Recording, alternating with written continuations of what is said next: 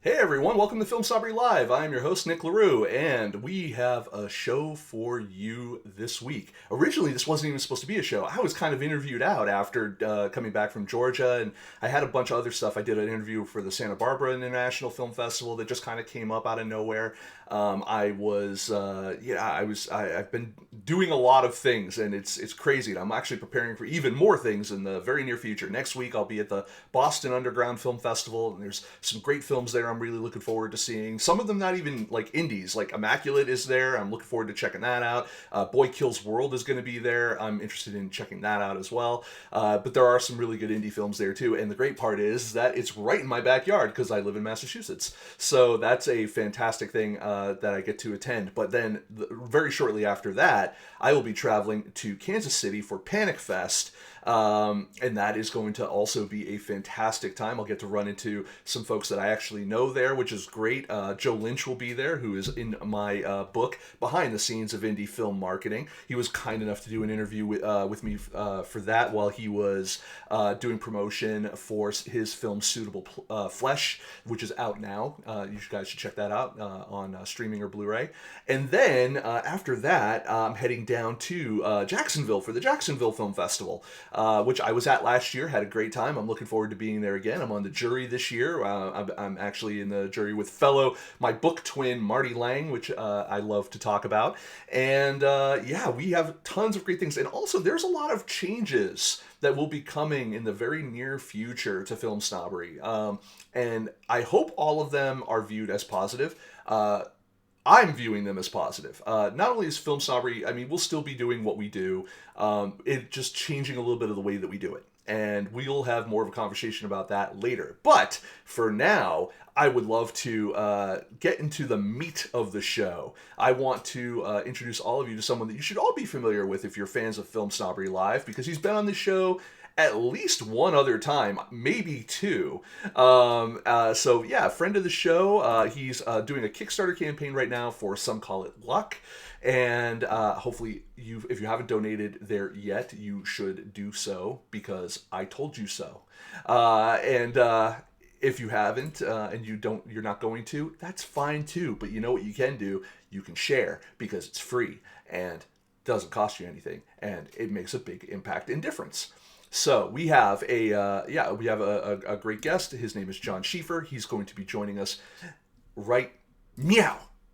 Come on, pop up. Oh, there he is. There we go. John out of the box. Yeah, John in the box. Yeah, because sometimes you have to dig deep. You dig deep and you find a John in the box. You crank the thing and then he pops up and he's like, "Hello," and I'm like, "Ah." Yeah. Yikes. How are you, sir? Fundraising is hard.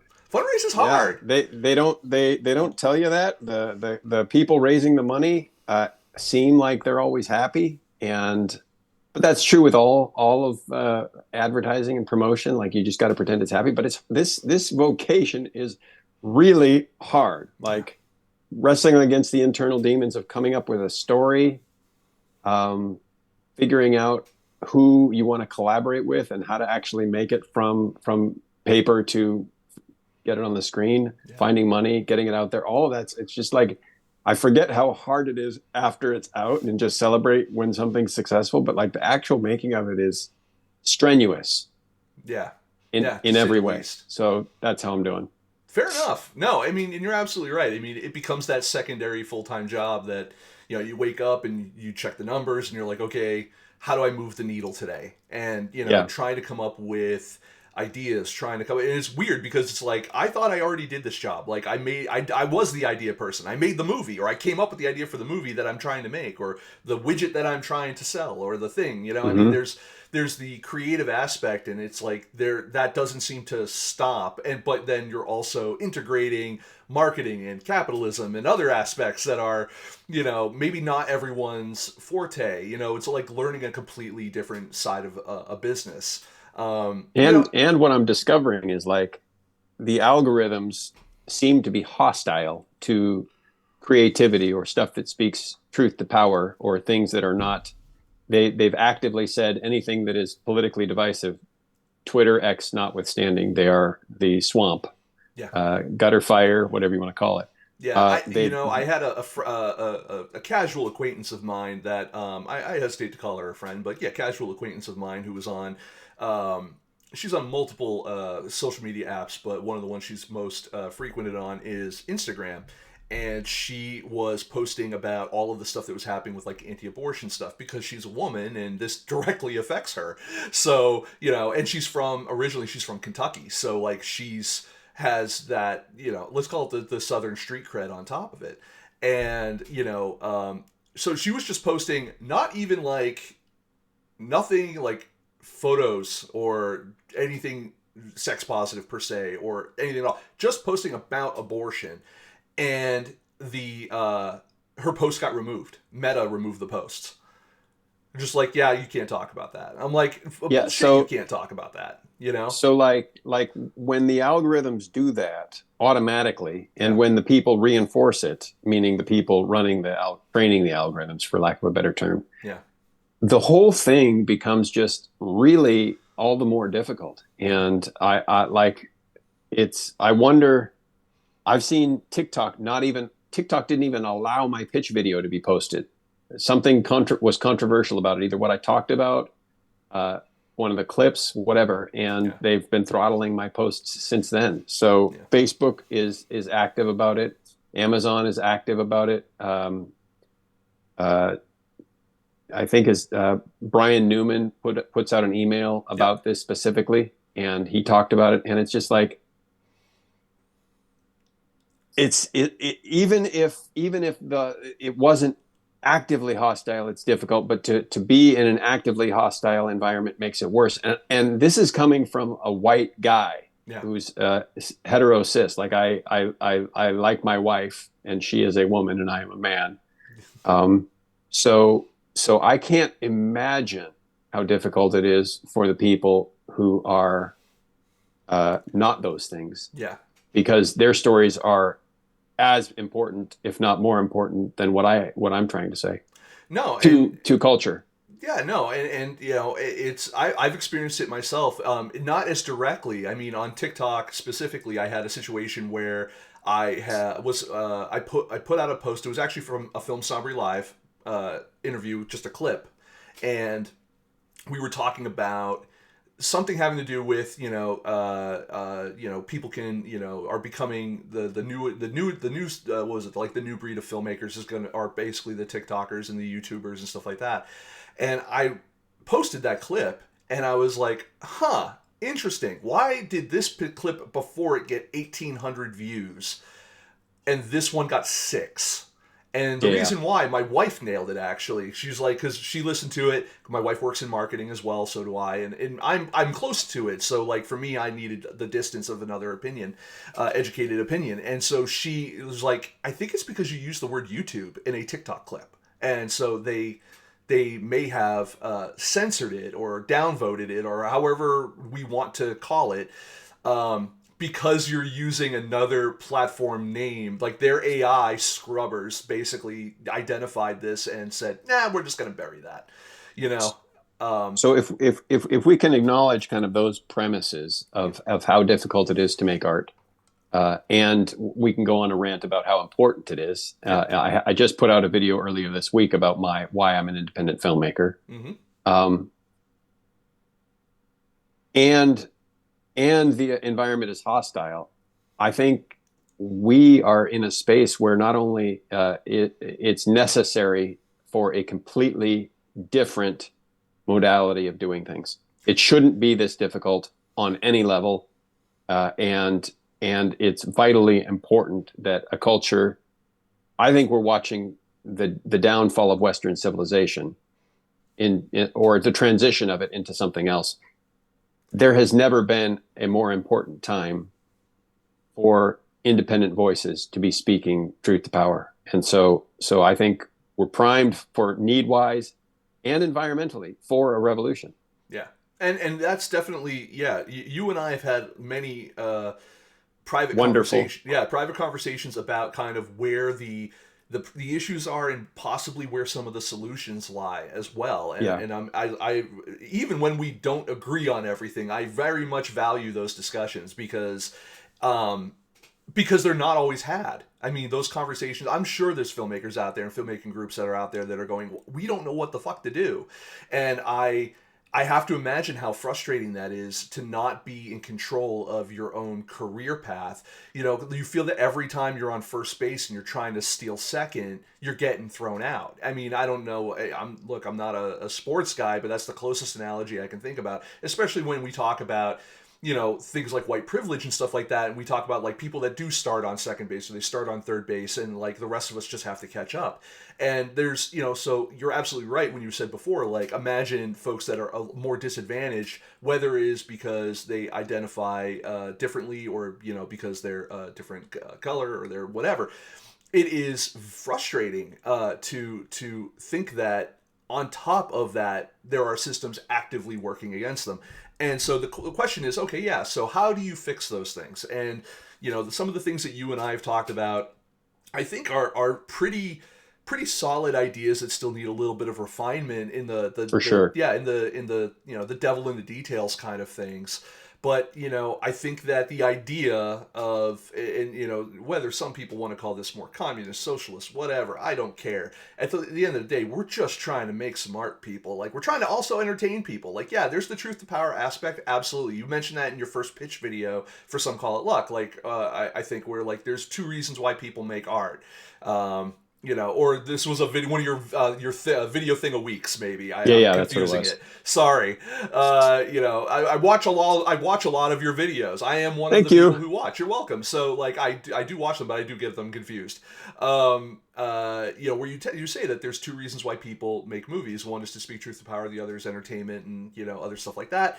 I agree, and making people laugh, or making people care, or empathize, or sympathize, or want to see change, or see themselves in a position that they don't get to see themselves in reality.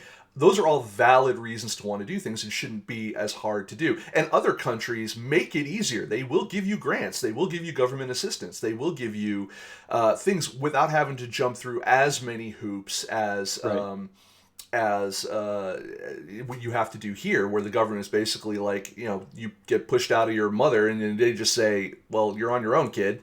you know it's frustrating, but And yeah. well, in not defense of the United States at all, because I think ours is hostile. But a friend of mine is a woman filmmaker and a person of color, and she talked about England being hostile as well to I believe her. that. Like, it's very much entrenched. Colonialism. Uh, yeah, yeah, yeah, Yeah, a class system, yeah, yeah. and I'm sure that's true in India as well. Yeah, but I will say, if their television is to be is anything to be believed, or seen differently, you have a better chance of seeing disabled people, people of color, people from other countries on British television, acting, being on those panel shows that they do, all this kind of stuff, you know, than in the U.S., where we just want to pick the pretty people.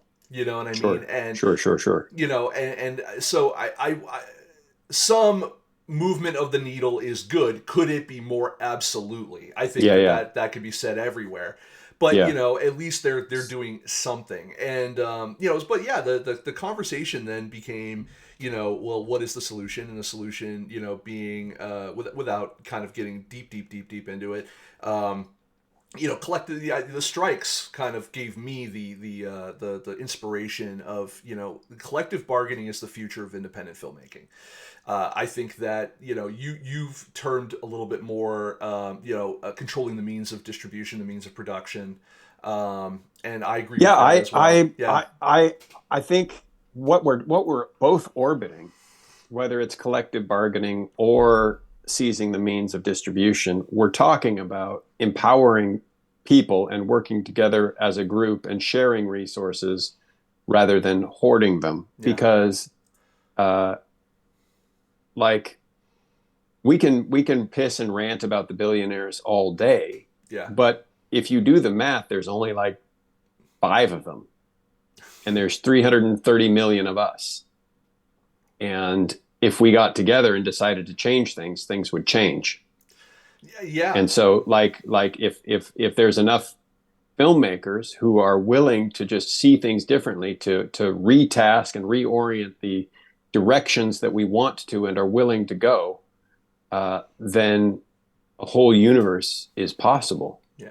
But my And biggest it, thing that I see, not to, sorry to cut you off, the thing I see about that is disturbing and also somewhat understandable considering the economy that we live in right now and the difficulty everyone is having, just existing in some cases, is, that no one wants to be the first person in the pool. You know what I mean? And that's frustrating because what part of what this will need is talented people to say, okay, I know I have these aspirations to make 30 movies in my career and to do all these great things and stuff, and having to tell them, yeah, I understand that, but you are a fantastic organizer, you are a fantastic fundraiser, you are a fantastic person who does X thing. And the movement, as it were, the revolution, as we're calling it, needs that skill more than we need you to do a movie right now.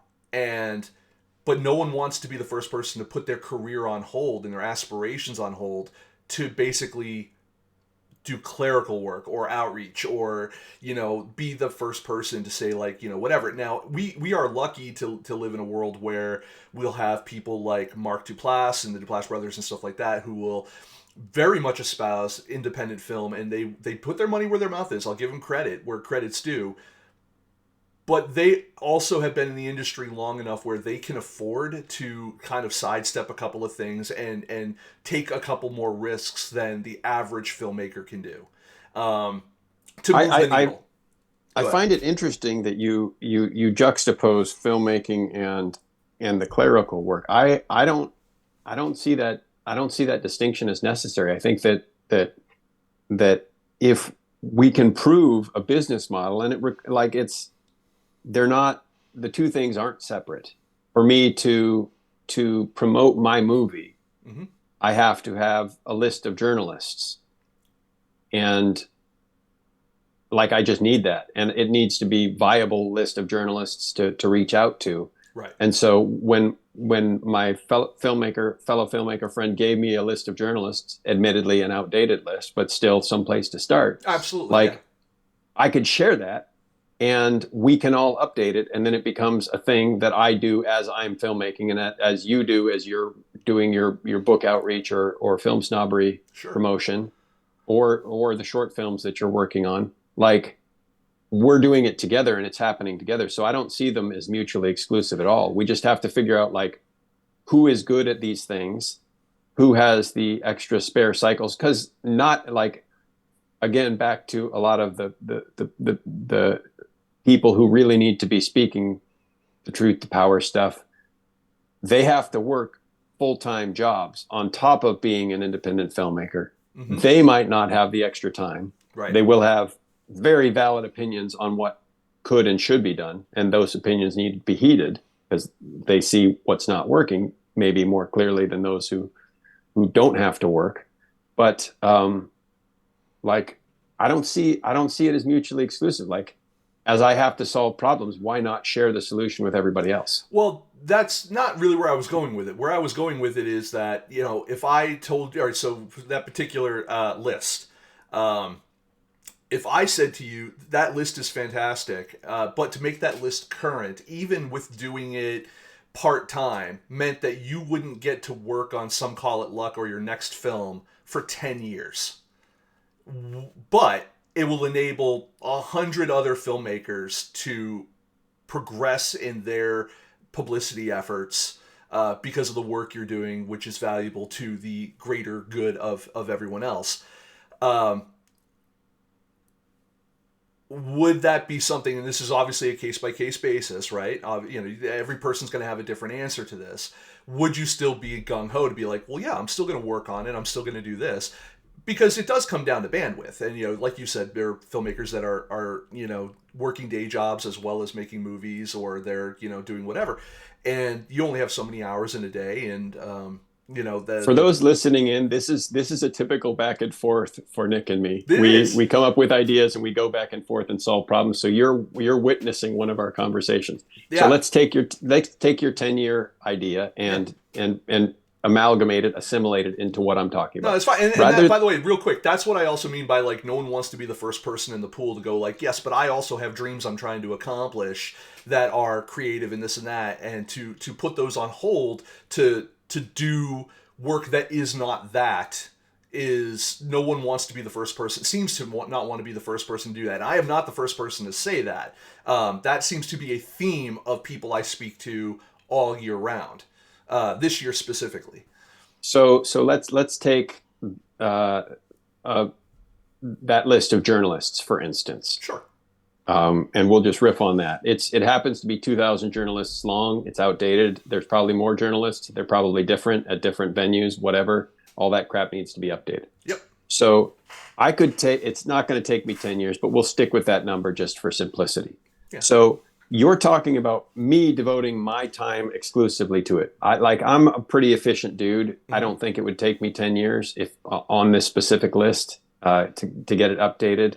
But let's say it is a task that would take 10 years. Maybe it's contacting every single independent theater in the United States, right, and figuring out who's in charge and their demographic, building that out. Rather than having one person do it, if you have 20 people doing it, right, then you're talking about 6 months. And it's not a consecutive 6 months. It's a week here, a week there, and suddenly people are making movies and the list is being generated.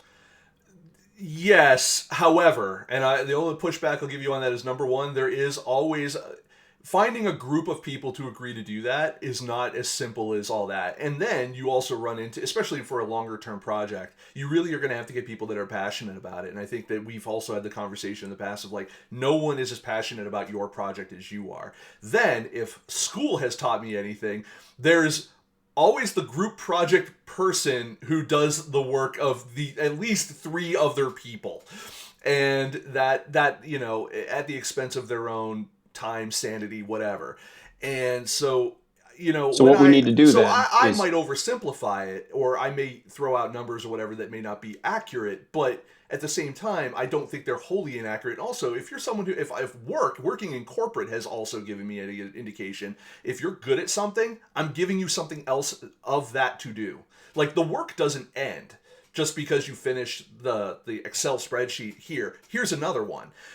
That's how things get done. And I'm not saying, especially, it's difficult if you're dealing with volunteers. So when we talk about this, are we talking about people who are being paid to work on these things for an entity, or, as an organization for like tax look at it this benefits? Way. If I'm let's take the indie theater one, because it's a better example, because it's more immediate need. Sure. That produces a more immediate result. Yep. I want my movie to be distributed in theaters. I do not want to sell my movie to a distributor because they are notorious for screwing filmmakers. Absolutely. Even the good ones screw filmmakers. Yeah, we agree with that. We happen to be in an environment right now that is more predatory than it was in the 90s or early 2000s, perhaps, but it's bad. So we need... with a constantly shrinking amount of doors for filmmakers to go into for distribution. One of the conversations that got us talking about this was when Tubi decided, like, we're not going to just accept any old thing anymore. We're going to, So they killed themselves. Production. They're dead. That killed them as a distributor. Yeah.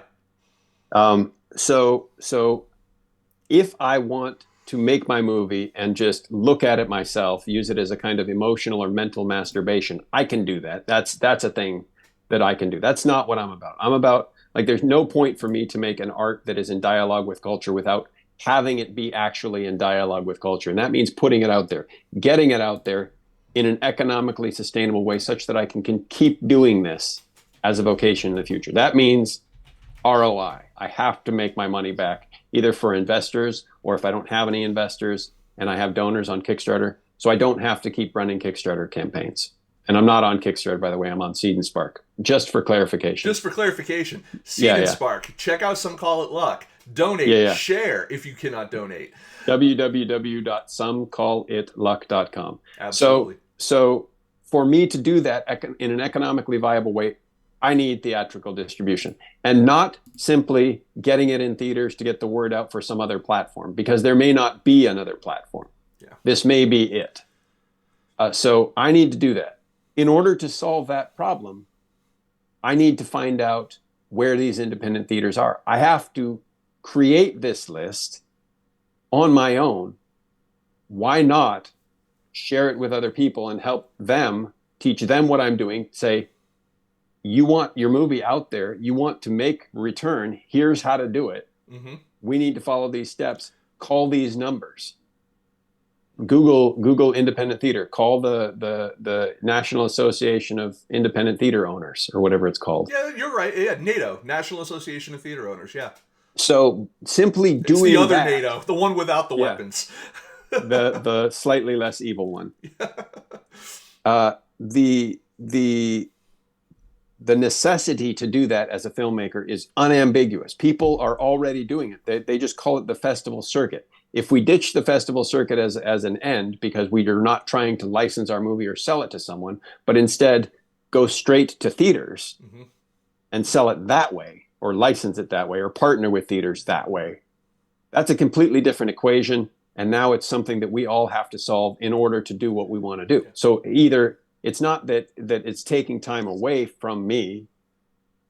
I have to do this. Yeah. It's like, you have to be on set to make your movie. You have to get it in theaters to make money back. Full stop. Yeah. So if you recognize that, then this collaborative list of independent theaters, what they want, where they're located, who to contact, becomes a necessary element that we all contribute to. Are there going to be people who are going to not contribute to it? Maybe. Are there people who are not going to be given editor status on the list? Certainly. But the list is still worth sharing, and the people who you trust, like you, like Dan Mervish, like the guy you interviewed a couple of weeks ago, out of Ira. Yeah, he would 100%. I would trust him. Oh, Iris, yeah, he's a fantastic He's probably person. significantly a few levels above that, but like he would be those are the kind of people that I trust. And I know, obviously, I just listed men. There are women also. Oh yeah. That are excellent filmmakers and who are trustworthy with this kind of list. So when we all have to build it, we have to build this thing. Why not do it together and build something great that we can share? And that way, none of us have to take 10 years off to build the list. Now, I agreed with everything that just came out of your mouth.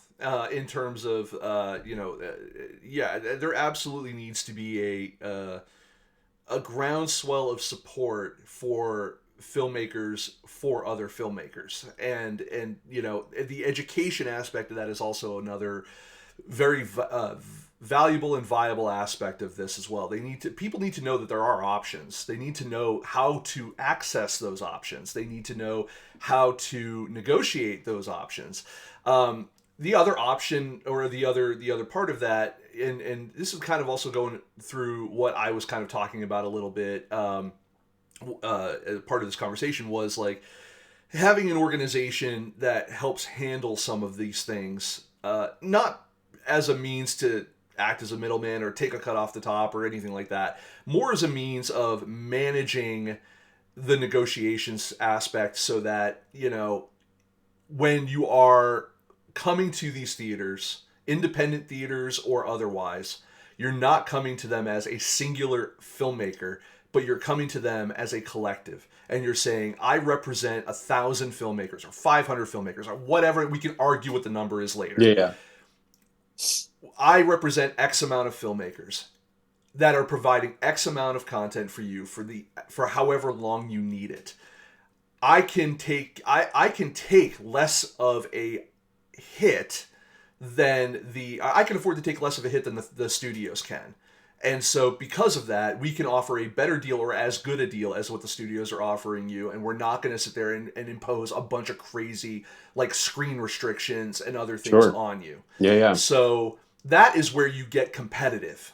And that is where those things become the idea of that revolution aspect becomes a viable business aspect. And I know that like we tend to butt a little bit heads on the aspect of like the more of the socialism or communist or capitalist approaches to those things, because unfortunately in the world I think you do need some level of money to sustain anything that it needs to be done. I mean, that was the foundation of the economic argument for people to join in participating in the list of independent theaters. It is an economic necessity to get an ROI for your movie. Mm-hmm. But I don't they like also capitalism. I don't happen to be a socialist either. Yeah. I don't have an economic system that I've seen that I adhere to, for the record. No, totally, and I completely understand that, because I haven't either. I do know that I'm not great with capitalism because it usually comes in at the expense of someone else. It's a zero-sum game. Yeah, and also you run into the conversations, especially in marketing, where I had this discussion with the gentleman who runs the Bolded Slugs podcast, Zeus Ryan. I had this conversation with him too of like, at some point, like the goal of any public company is to continuously generate profit, which, for like streaming companies, let's take Netflix for instance, right, or Amazon, requires them to continuously get more people on board their platforms. And I'm like, well, there is a finite amount of people on the planet. Like at some point you will reach critical mass and cannot go any further. And so then you would have failed at capitalism, because your only other options you have at that point are drive prices up or hurt or overwork or whatever other people in order to satisfy those needs of those shareholders. And you're seeing precisely that at all of the streamers. That's exactly what you're witnessing right now. Yeah. And P.S. for everyone watching, I know this is not the general Q&A type of Film Snobbery Live that you generally see, but this is a fantastic conversation that John and I have kind of participated in while I was driving to the South Georgia Film Festival, and we've had a little bit, via DM and stuff on Twitter and stuff like that in the past, and we just every time we have discussions about stuff like this is kind of where those things lead, because these are big questions for our industry in the future of this industry that aren't just solved by like, well, we'll just use this distributor instead. It's like, yes, use them until you can't, and then what? And then if you control the means of distribution, then you don't have to worry about that. And I'm one of the guys that's not content in simply stating a problem like that. Any fool can do that. I want to fix the problem and then move on to what I actually want to do. Absolutely. I don't want to just sit around and gripe. No, I've got better things to do with my life. And that's and that's a big thing that happens in this industry is, I think that it's more amplified by the fact of social media, is that everyone sounds like all they do all day is bitch. And honestly, there are days that even I sound like all I do all day is bitch. It depends on the platform. John's been on those calls. Yeah. Well, they're not all of the calls. Like, we all have to vent. I was venting about how difficult it is to run a crowdfunding campaign and resist the internal demons that say, I'm not a good writer, I'm not a good director, I don't have enough friends to actually make this project, nobody's going to believe in it, whatever. Like, we all have to fight those. Yeah. And it is helpful to talk to people. Like, we're a social species, and sometimes simply articulating a thought to you or you to me allows me to give it form. And once it has that form, then I can wrestle with it differently. Well, absolutely. And that's precisely what happened to me today when I was talking with my wife. She was on her lunch break, and I was just kind of, I wasn't lamenting something, but I was like, I was trying to come up with a solution to a problem. And then she, in the process of in between bites of chips, was like, well, what if you did this? And I was like, okay, if this is this, then, then it became of like a piecing together of ideas, which then blew up into like a larger conversation, which sucks when the other person on that conversation has to go like, but I have a meeting I have to get to, and so I'm like, no, fuck you, I need you to stay here for like 3 more hours. I just need 3 more hours. Yeah, Yeah. it's The beauty is like our brains are pattern recognition machines, so the conversation is happening in her subconscious, and the next time you talk, she will have more information. Yeah. Well, and I was And so smart will you. enough. I was smart enough this time to start writing it down, and in the way that my brain works, I was able to come up with a one sheet within an hour, that could be presented alongside a business plan or something like that, like a more comprehensive business plan to VCs, to this, to that, to secure funding for something. Now that's a completely different thing that I'm not even remotely ready to talk about yet, but except for maybe with you offline. But the right, but yeah, but for what we're talking about now, no, there's there is a way. And also, by the way, like opening up the conversation of going back and putting theatrical first brings back then the conversation of streaming and Blu-ray and all that kind of stuff as your long tail again, and because you control your own window. And There's yes, this. it requires more marketing because no one knows who you are, and I get that. But eventually, they will, or they'll know the entity, or that this is coming out of, or Yeah. these kind of things. Like so, there's once you get like your rubber stamp of like I'm part of this, and this is a noted industry standard at this point. It becomes a little easier in terms of that kind of level of control, quality control, or whatever, from the public perspective. But go ahead, you were saying something. There was this amazing essay that a woman wrote. She used to work for one of the social media giants, and she talked about the menu. And it's something that my brother, when he was in business school, told me. It's like if you're in a business deal, you offer the client two options, both of which are good for you. They assume those are the only two options. So this idea of the woman kind of riffed on that in a way that really changed the way I think about things. When people look at streaming, Netflix designs it so that you think that Netflix has everything. Yeah. And they create this idea of a menu. But the problem is there are a lot of movies, good ones, really important ones, that are not on streaming. Yeah. And there is no place for them. And when I don't know if society is going to be kept too busy with the noise of Netflix, or if they'll realize it. And if they do realize it, if people realize this in mass, then I think you'll have a return to physical media. Yeah. Because that is the only place you can see certain movies. The one that comes to mind that's vital right now, there are two, and I don't think either of them are on streaming. One is How to Blow Up a Pipeline. Yep. Amazing movie, unbelievably powerful, brilliantly done. I think it won a Spirit Award for Best Editing, and its editing was not its biggest strength. This movie was so powerful that when it came out, it triggered an FBI warning. Yeah, that doesn't surprise me. Yeah. Based on the title. Based on the title. Yeah, alone. yeah. It's about blowing up an oil pipeline in a way that doesn't hurt anybody physically, Right. and makes an economic statement for people who are terrified that the earth is getting warmer, because that is happening. We're witnessing it, and they want to actually make meaningful change. It's not enough simply to get in your car and feel sad while you drive 50 miles to Starbucks. Yeah. So that movie was powerful. Another one, this is probably on Criterion, is Battle for Algiers. Oh, that one. Yeah, that's a fantastic movie. And I think you're right. I think that is on Criterion.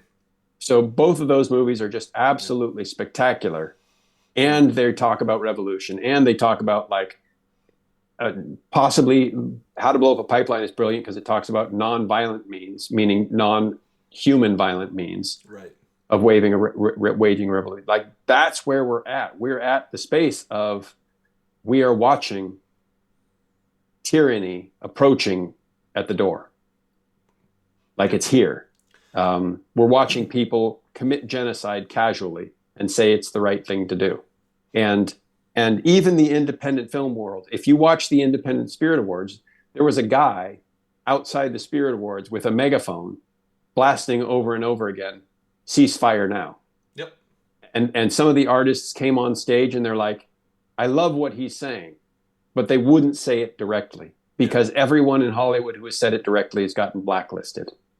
Like that's the environment that we're in. And so back to the menu idea.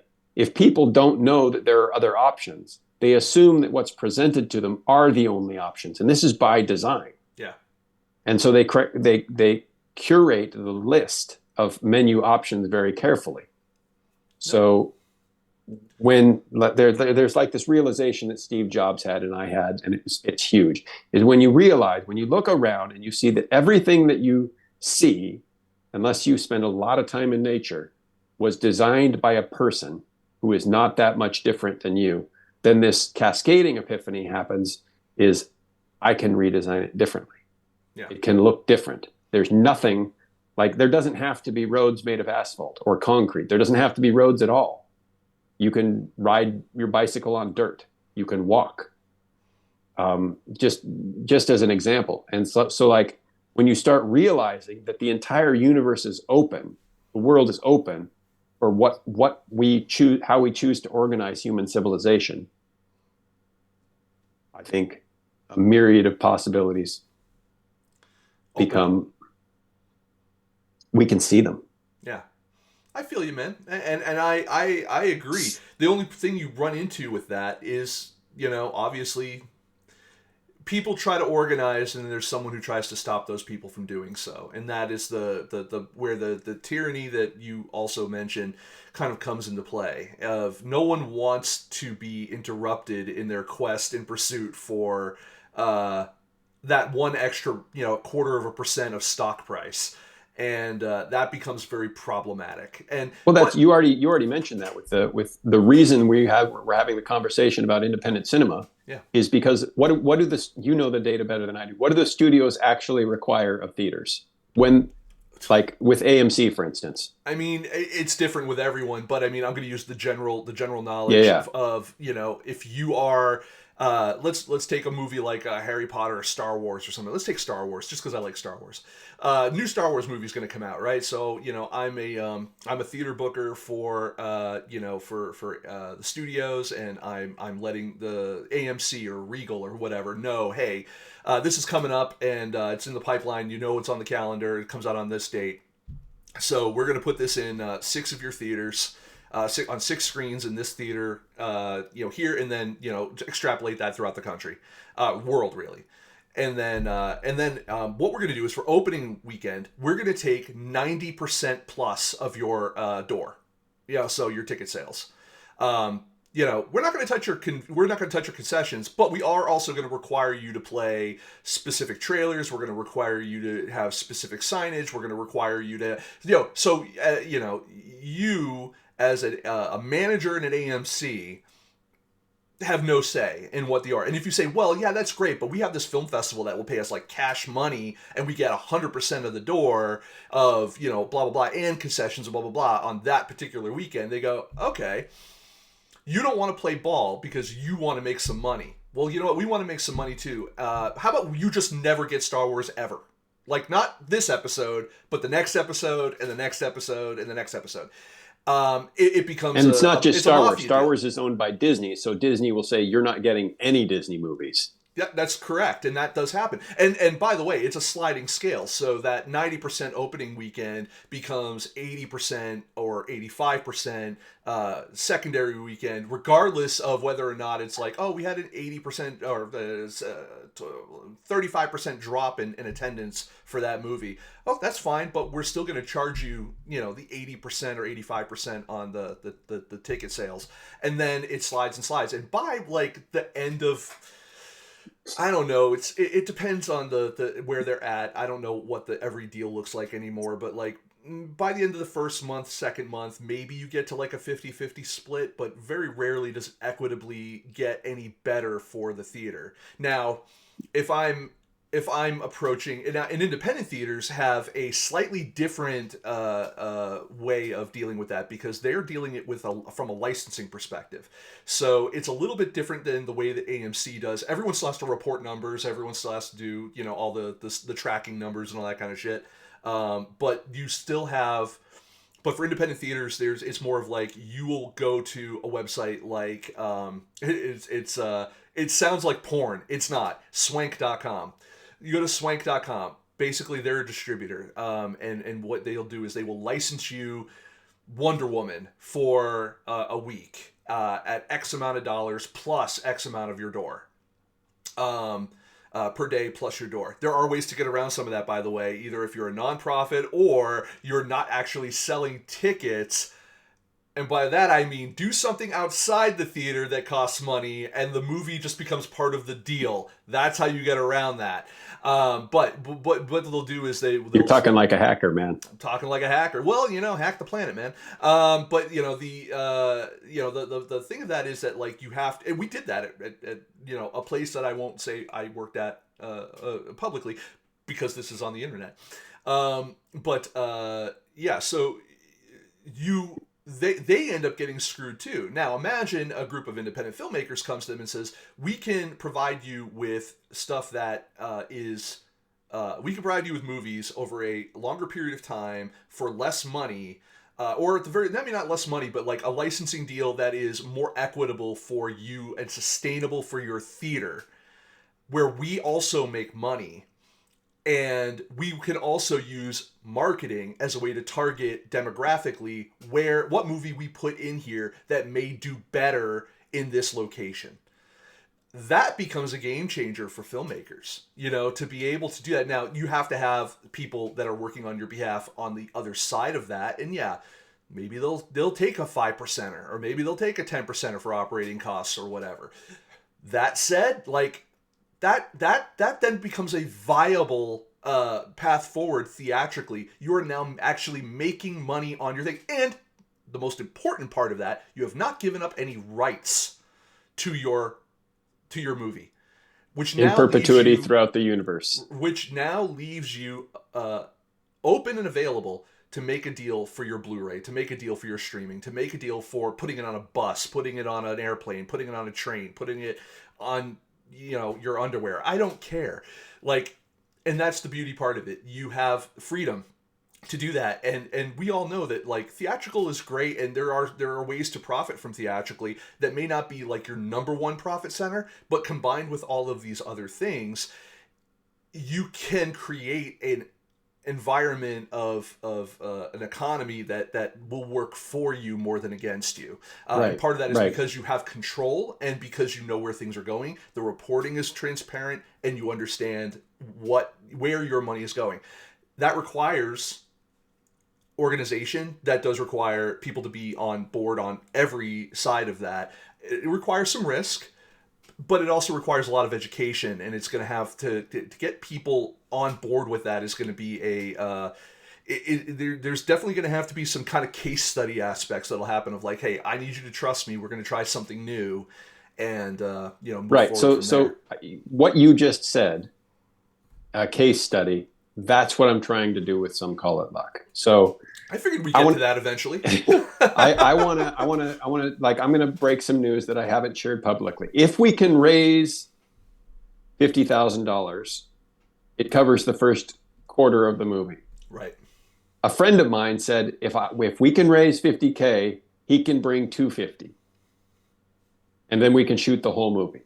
If we film the whole, and that's it, like we're talking like good quality stuff, people paid a sustainable living wage for the work that they contribute to the project at every level, except me.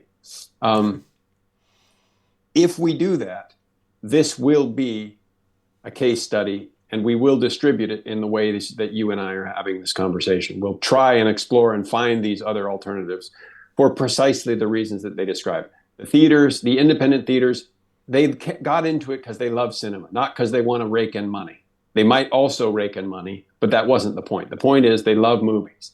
And why how must their heart be broken by watching the thing that they love come and try and screw them? Yeah. Like that's got to be heartbreaking. And so we as independent filmmakers can change the model, and someone needs to try it. I'm doing that. Like at every level, from equitable pay, paying people a living wage, myself included. I'm actually limited, like I mentioned. Uh, Treating people right on set, uh, making a movie that is, I think, makes culture better, not worse. That questions the dominant unifying narrative of empire. Um, to do these things, you can't find an investor, and there are a couple of reasons. One, an investor doesn't want to make a movie that directly attacks the means by which they have a ton of money. Two, there is no model for a sustainable ROI at this point, and that has created a crisis in independent film. Yeah. The only way to fund a movie at this point as a beta test is to get these donations as a start. If I can prove that there's an audience sufficiently that I can get the 50 grand, then I can raise the rest of the money because I've demonstrated there's an audience. If I demonstrate there's an audience on Seed and Spark, the investor comes. If the investor comes, I can then come, or they might be a donor. I don't know what they are. My friend didn't specify.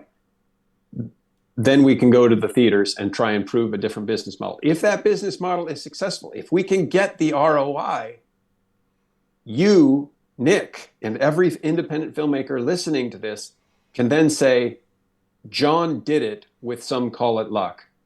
My movie is at a similar budget. We are going to do something similar. Mm-hmm. That's the revolution. Then you get the floodgate. Yeah, then you get the organization and collective bargaining that you described. Yeah, no, yeah. You so this conversation is not hypothetical. It is really happening right now. No, at every level, not just if you go to somecallitluck.com and donate or share or whatever for his Seed and Spark, but the conversation that we were all having right now about theatrical distribution and this is not, he's right, this is not hypothetical. These are plans that are actively in process, and things and that are being proven and moving forward on, because there has to be. And part of you were hitting on something just about of like confidence, not confidence of self, but confidence of economy. And the idea of like, it's hard to get people to do things or buy into something, whether it's the audience, whether it's donors, whether it's whatever. If everyone, all they hear is doom and gloom. Oh no, this studio is getting bought by this studio, and no, this door to distribution has been closed, and no, there's no money, and the economy sucks, and this, that, and the other thing, and F this guy, F that guy, whatever, right? If all of that is what they hear, and all we see, because of what social media chooses to show us, is our industry contracting and problems on top of problems, that creates a crisis of confidence in people wanting to give to movies, people wanting to give. You break the morale of people. Absolutely. And going like, well, what's the point? Like, no one will ever see this. I feel that way about doing this show every week, and yet I'm still here 90% of the time when I'm not traveling or whatever, going like, it's important that I'm speaking with people like John, like Ira, like whomever is on the show, because they all have a story. They all deserve to have it shown, and they deserve to speak about it. But I also feel a responsibility to show that like people are still doing things. Like, yeah, there's things happening in the world that are less than ideal or downright fucking horrible, but people are still creating art, people are still promoting art, people are still whatever, trying to engage with culture and broaden it and broaden horizons and all of these things with what they're doing. And I don't care if it's a $50 horror movie or if it's a $200,000, independent film, told in multiple parts in multiple countries. These stories need to be told, because if we all collapse under the weight of, well, fuck despair. Yeah, and then we all lose, and not just we as filmmakers or people that support filmmaking, but we as a society and culture also lose. Hmm. You know, I Hmm. mean, if you look at history in like the Library of Alexandria and the city of Pompeii and all these things, and you kind of go and you go, what was lost when the disasters that hit these things, whether it was disaster or war or whatever, hit these things, you think of what culturally was lost and is only found in fragments, due to archaeology and historians. That is where we are as a society when it comes to film culture as well. I made a comment. I think it was last week's show, or it was recently, where I said I have a binder full of DVDs in my living room that I guarantee they're all independent films, and I guarantee you that 90%, or maybe there's a handful of people that have ever seen half of these movies. And it was only on the festival circuit. Most of these people were one and done filmmakers that have not made anything else since then. And I am now considering myself the archivist of those films. Like, I probably have one of the only copies, Yeah. because of how media works with people. Yeah. Um, I that's important. That's why when Ira was talking about like his missingmovies.org initiative, I was really on board with that. As someone who used to be a projectionist, someone who has handled film for a living for many, many years. I worked at the studios, and doing what I do here, knowing how many filmmakers that I've worked with that are making great films, but are through whatever reason was not sustainable as a career, and so was limited by their ability to share those things. That's important to have a record of that, even just from a record of like were we culturally as a civilization Yeah. at the Yeah. time that this was made. Yeah. Yeah. Anyway, so I all mean, right, that's a like, big, I know that was a big, like, yeah. tirade from No. me, but No, yeah. I 100%, dude. Like, it's important to know. It's important to watch Riefenstahl's movies that she did for Nazi Germany, so we recognize what blatant propaganda of the rise of fascism looks like. We hear the language, Yeah. we see the use of symbolism, and so we can, when we see it again, we're like, oh yeah, that's Lenny. This is what they're trying to do. Yeah. Yeah. And yeah, some of it is very obvious these days, but but yeah, that said, yeah, definitely check out somecallitluck.com. It'll redirect you over to the Seed and Spark campaign, and look, I love what Seed and Spark does. Yeah, I love what Seed and Spark does and how they do it. I love the tools that they make available to filmmakers as part of their offerings and what they're doing. I would love for everyone also to have just a just brief. I know we already hit the hour mark, but it's the internet. I don't give a shit. I would love for people to also know John had made a movie prior to what he's trying to do with Some Call It Luck, and it's called Algorithm. And you mentioned the word algorithm like a bunch of times in the beginning of the show, and I really wanted to pick up on that and segue, but I didn't get the opportunity because the conversation went elsewhere. But you did this great movie called Algorithm that I would love for you to tell people a little bit about that and the distribution that have with that. If anyone is doubting the gentleman here's ability to pull in an audience, especially over time. Algorithm is a fantastic example of why Some Call It Luck will be successful. So please elaborate. So algorithm, we the story came from, I was reading. I realized that there needed to be a movie about computer hackers because there hadn't been a realistic one since Hackers, and or Sneakers or something like that. But it had been like over a decade, 2 decades. Um, so I realized there was a space and something that needed to be talked about. The story I came up with was as when I started to delve in, like, what is the actual story? What do hackers think? What is their ethos? I started to notice all of this stuff about the National Security Agency gathering everybody's data, and so I just wrote a story of an independent hacker randomly discovering that. And I wrote this before Edward Snowden. Edward Snowden is, in case you haven't heard of him, he was a hacker for the Navy and then got kind of co-opted into CIA, NSA area. He leaked that the NSA was actually doing all of this stuff. Um, I figured it out before that because the data was actually out there. Yeah. And a few companies were not too discreet about it. Anyway, so I made that, wrote the script. Got it to the point where it was good. Took quite a few iterations. I reached out to people in the space, influencers in the space, and I don't mean the word influencer the way it's currently used. I mean people. So if I want to talk to computer hackers, I talk to the people who have the podcasts that speak to the system administrators, which are those are the elite hackers. They're called system administrators on their LinkedIn bio. Those people listen to. I went to them and I said, I'm making a movie. Those people were like, heck yeah, come on, man. So that allowed me to raise money. I ran one crowdfunding campaign hoping for 50 grand. We got 37. We made zero. That was on Kickstarter, all or nothing. Yep.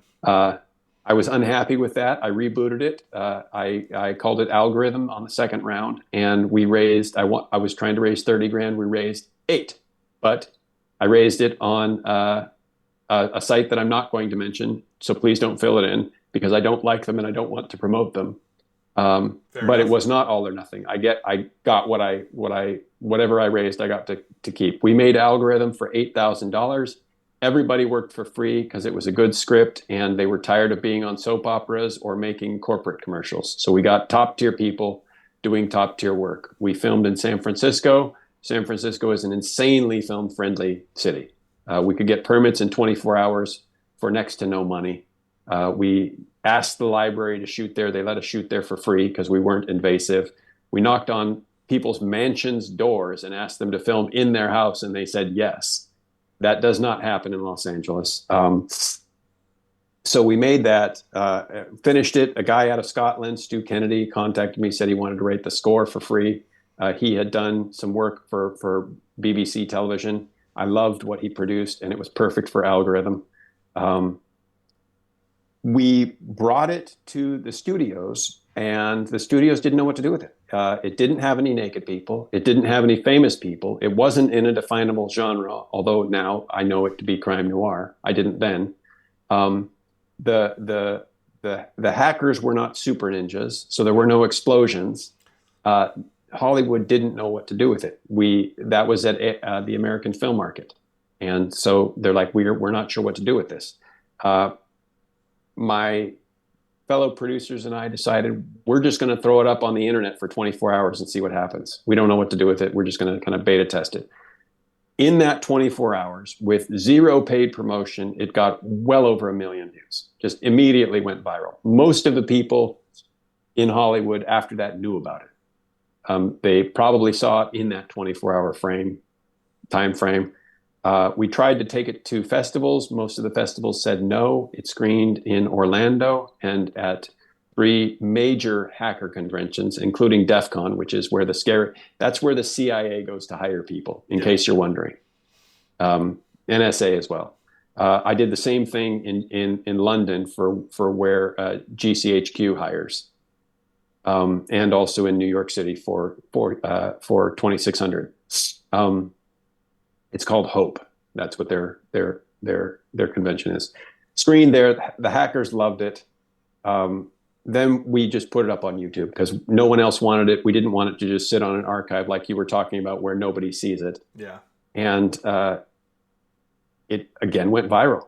10 years after it's been out, it still gets between 30 and 60,000 views a month, every single month.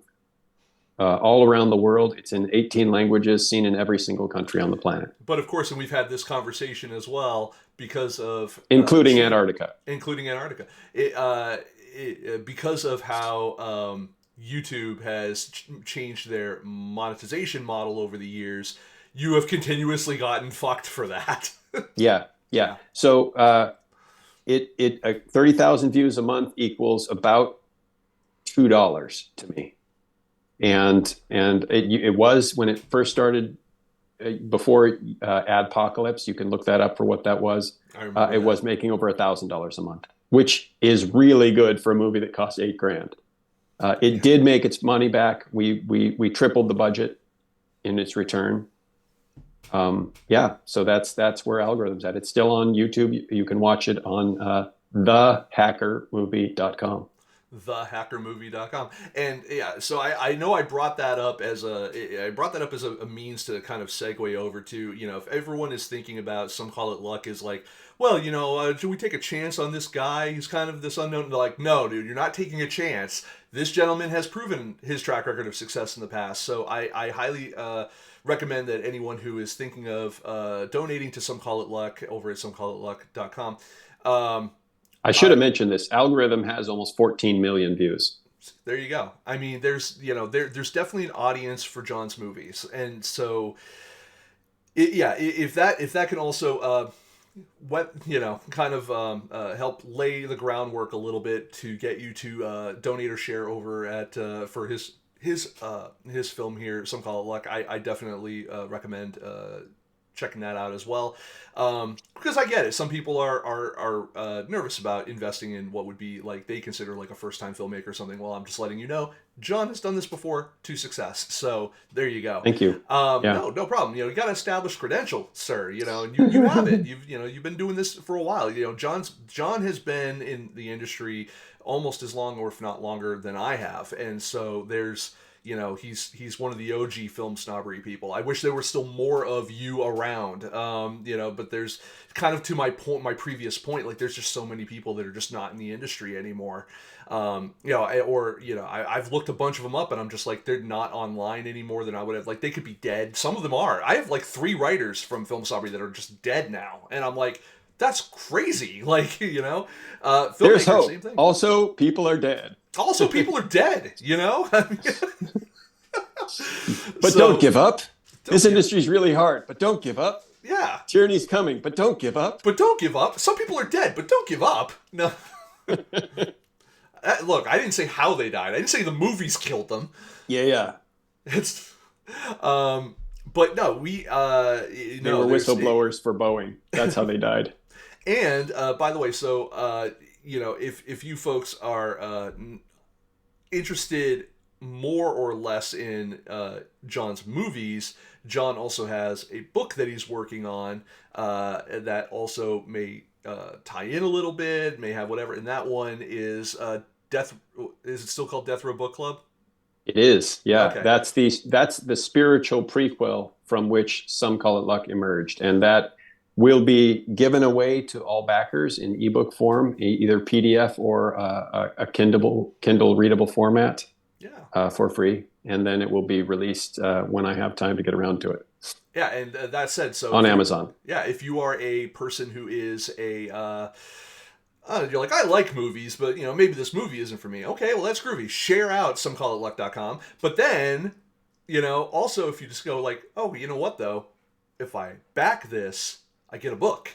Maybe you're a reader, that book was a limited series before it became a book, and Hollywood really didn't want to make that movie for reasons that will be unambiguously clear as you read it. Yeah, and by the way, like I know that John and myself as well for some of this can probably come off a little conspiracy theorist about some of this shit, but believe me, like when I say that John has experienced a lot of things that have happened in Hollywood, whether it's, IP theft or, just the string of no, because it doesn't have this, that, or the other thing, or, what, if there is an excuse to be had, John has heard it. I've heard a lot of them myself, sometimes secondhand, sometimes firsthand, if I'm standing next to a filmmaker. Some of these things are things that filmmakers are experiencing every day, but they're not talking about it. And a lot of that has to do with like, well, I don't want people to know, A, someone said no to me, or B, hi, Luna girl. My dog decided to come down and say hello. Well, that like it's not. We're not going off into northern Idaho and surrounding our homes with tinfoil and buying an arsenal. We're saying, not yet. This crap is real. Let's build a better system that doesn't do these things. Yeah, so it's not. It's a beneficial response, not merely self-preservation. And by the way, like from my conversations with people over this industry that are not just filmmakers, a lot of them agree. Like there is a path forward for some of the using some of the ideas that we're having here, and they are also keen to find out where this will, how this will work and join into it. Of course, some people want to join only after it's been proven, and I get that, but we're a very risk averse industry. But the great part about independent film is everything in independent film involves risk. So you might as well jump in the pool. The water's fine. It's not fire. There is water. There is water. Yeah, I think actually that's the theme of the entire show is like, there is water. We can tread it. It's cool. Like, it looks like the pool's on fire. It's not. Like, there's water in there, I promise. Yeah. No, I want to thank you for coming on the show, obviously, John, and we've talked before on the show, and last time we talked, I think it was more geared towards algorithm stuff and all of that, and I think it was back in LA. Like, I think that's how far it was when you were on the show. Yeah, you were right next to a porn studio, as I recall. We were right next to Vivid. Vivid Video. I remember that. That was always an interesting walk into work. But it was really good. Yeah, that was over in Universal City area, that whole area. That was fun. Also really fun because walking distance to an In-N-Out burger, and I miss that. And Coffee Sound. Yeah. I missed the post show In-N-Out burger run. That was we did that. I remember that. That was fun. That was fun. I missed that so much. And I've talked more and more with my wife, about the idea of like moving to anywhere outside of LA was always supposed to be like this temporary thing where we may decide to come back at some point once, monetarily we were able to command better salaries or whatever, due to what we do. And I'm like, that's still on the... For me, that's still on the table. I would still love to do that. I just have not figured out the viable way back yet. But, I miss a lot of aspects about it. I felt healthier there, which is weird to say considering the air quality.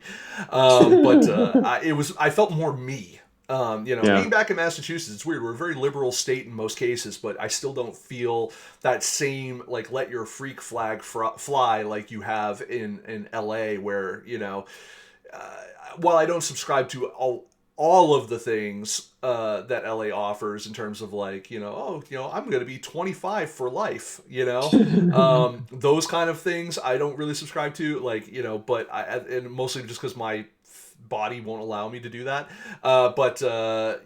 There is a sense there that filmmaking is possible because you're constantly surrounded by people who are doing it in the industry. You see these giant structures built to make them. Like, they're in front of you. This is the factory. Therefore, the thing can happen. Yeah. Therefore, you can do it. It really is like being at a film festival all day, every day, forever. Because, you're just surrounded by that energy all the time. Also, pollution and homeless people. But, like, you take the good with the bad. There's water, Nick. Remember, there's water. There's water, yeah. Especially right now, all the rain you guys have had. That's there's actual water in the LA River. That's crazy to me. I've seen pictures of that recently, and I was like, no. Yeah. Because I used to walk by that. I used to ride my bike down that stuff. That's crazy. I want to encourage everyone to check out somecallitluck.com. Check out the video thing a week that John does, leading up to this, check out his little past catalog of those videos that John does. He's a very thoughtful human being, and I appreciate that. Not a lot of people take that time to be as reflective inwardly and outwardly as John does. And I also compliment him on his willingness and understanding of, like, his fight and what he's trying to do is not just about him. He wants to share experiences and see other people succeed as well. And that is not only for other fellow filmmakers, but even for lowly film critics like myself. So it's always greatly appreciated and always warranted to throw him a shout out for his stuff. And even when we don't agree, it's still always a fantastic conversation. Before we go, one of your recent guests, if you enjoyed talking to Calvin Vanderbeek, Guerrilla Producer, he is a consulting producer on Some Call It Luck. See? There you go. Everyone's together. That's how this Yeah. works. Calvin's going to be pissed off now that I haven't even talked to him about it yet, but he's going to be pissed off to find out that they moved AFM from like right down the street from his house to Las Vegas. It's in Vegas now. It's in Vegas now, supposedly. Calvin lives about 50 minutes away from Santa Monica, so Vegas and Santa Monica are about almost equidistant for him. Santa Monica is. I miss Santa Monica. I have Anyway, sorry, you just made me wistful for half a second. I was taken back to. I pegged you for Venice, man. I'm not a Venice guy. I tried Venice. I've gone down like the Venice Boardwalk and all that kind of stuff. Didn't really dig Venice as much. Totally 3rd Street Promenade is better than Venice Boardwalk. Yeah.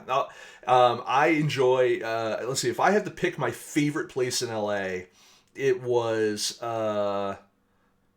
What's the neighborhood where the Dresden is? And Fred 62 and all of that. Do you remember? It's so not I quite live close I for live me, about an hour and a half or 45 minutes, depending on traffic, away from Los Angeles. So I'm not familiar with the neighborhoods. As much as I read on.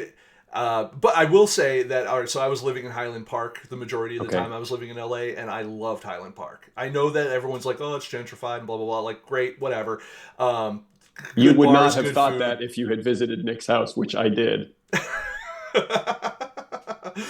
That was I don't miss that apartment. I miss the rent. The rent was fantastic. Yeah. Not the drug raids. Yeah, everything I had to do outside of that there sucked. But the walking distance too, I had a fantastic burrito truck. I had a fantastic bar. There was good there was one of those Mexican grocery stores, like a Super A, like right across the street. Yep. So everything for me was very self-contained. And as someone who existed in LA without a car for a particular period of time, we were also right on the Gold Line. So I would just drive down there, or not drive, but ride a bike or walk down there.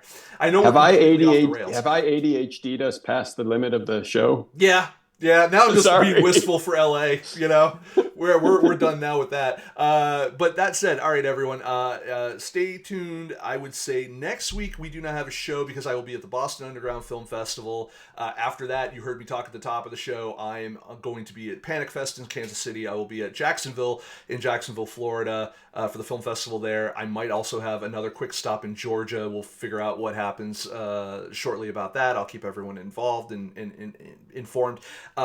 Once again, the things that we were discussing in this show were not hypothetical necessarily. So we are working on a lot of the things you've heard us talk about behind the scenes, and if you are interested in joining in that independent film revolution, please contact me at FilmSnobbery. You can send me an email there, or find me on Twitter at FilmSnobbery on Twitter. I refuse to call it the other thing. Or at FilmSnobbery on almost every social media platform except for Instagram, which is film_snobbery. Where can the folks find you, John? I am Brand X John, Jon, on all social medias, including the ones you mentioned. My primary website is thebxi, thebxi.com, and some call it luck. And some .com. .com. Yeah, and that's where you can get information about his campaign, donate or share. If you're a filmmaker and you're interested in this revolution, hit me up. I want to see your stuff. We need more people because it's real and it's necessary. Things like, having a list of publicity, publicists or entertainment journalists. Things like having a list of independent film theaters. All of these different things. These lists exist.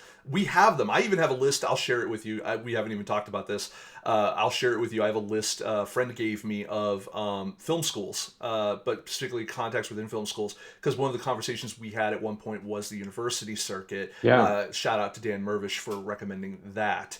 And, we can shout out Dan Mervish for no reason at all, because he's extraordinary. All day, every day. One of the greatest aspects of my career to date was spending a weekend carting Dan Mervish around the South Georgia Film Festival for the pure fact of it allowed me the time to be able to get to know him as a person, which is great. I want to sit in a circle in the center of a circle between Dan Mervish, Marty Lang, and Ava DuVernay, and just like absorb their energy. Yeah, right. Yeah. I would love to talk with Ava again. I getting to interview her at Sundance years ago was a highlight, also a highlight of my career. Dude, she's actively looking for people to interview her right now. I didn't know that. Yeah, I'll freaking reach Yeah, out to her. for her movie of For Origin. Origin. Yeah, I would absolutely talk to her I'm pretty sure she's self-distributing it too, so that'll be an interesting conversation. through Array Releasing or Something like that. Yeah. yeah. Anyway, so yes, check out the next show when we announce it. We're traveling quite a bit right now. We being the royal we, me is traveling, promoting behind the scenes of indie film marketing, Film Snobbery Field Guide, which will be available in June from Routledge Focal Press. And I'm actually turning in the index and my final changes this weekend. I'll probably turn it in, so they'll get it next week. And then once that's done, I saw Marty Lang for his book posted some. He's finally got some of his proofs and stuff too, so we're like neck and neck on our stuff. I'm really excited for where that's going and what's happening. I will say I could use a couple extra bucks. So, for all this travel, I don't make any money really doing reviews for Film Snobbery because I don't believe in charging for reviews. But that situation does mean that I don't need to make a buck or two to be able to promote this thing. And honestly, I've got some great filmmakers in this book. I've got some great information in this book. I want to get it in as many hands as possible. I don't have time or bandwidth to do a crowdfunding campaign right now, so I planned on doing one, and I'm just like, I can't drop this on top of everything else I've got going, so it wouldn't be responsible of me. It just wouldn't be my best work. You'd melt. Yeah, so that said, again, thank you, John, for coming on the show. We'll see everyone in the Thanks for coming having weeks. me, man. Dude, it's me. And we'll go from there. So thanks, folks. Have a great night, and vive la revolution!